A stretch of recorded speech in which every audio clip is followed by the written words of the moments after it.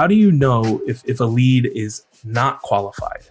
And Chris and Jose really covered this in detail with these bad client red flags and warning signs. It's a great video to watch to see if you can kind of unqualify a client. But in my opinion, these are the red flags that you really want to pay attention to when you're qualifying your leads.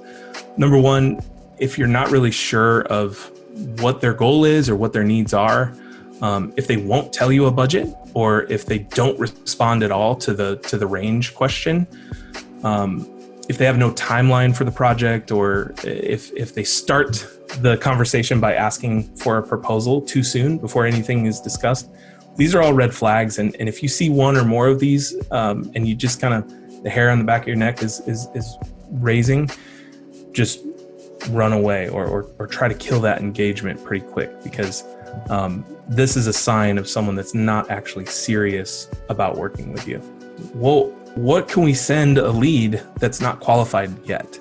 And luckily, I'm pretty sure this is included in the kit, a capabilities deck.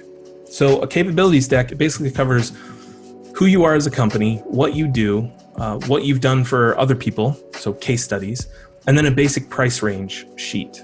And this satisfies a lot of like the price fishers without you creating a custom proposal for them. It's just a document that you can type their name on the cover page and send. So this is what our basic price sheet looks like. You see how the ranges are pretty wide? Logo design 15 to 35K. That gives us room to adjust. But a $500 customer would know right off the bat that we're way too expensive for them. So the beauty of a capabilities deck is that you just don't have to update it for every client. I've said this before, where it's you pick the right case studies, you delete all the other ones, and then you send a PDF. It takes 5 minutes, and it makes all those price fishers just super happy.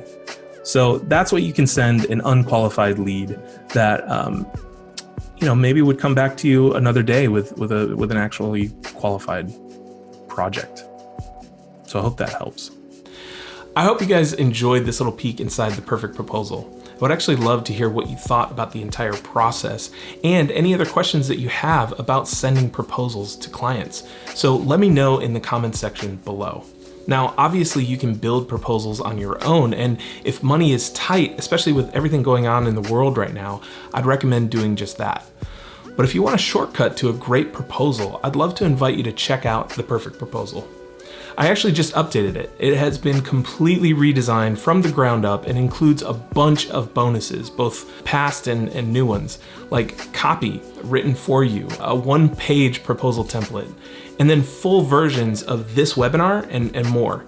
So if you're into it, the link is in the description below. As always, guys, thank you for tuning in. Please do us a favor and demolish that like button. Subscribe if you're not already, and remember, you got this. We love you, and we'll see you next time.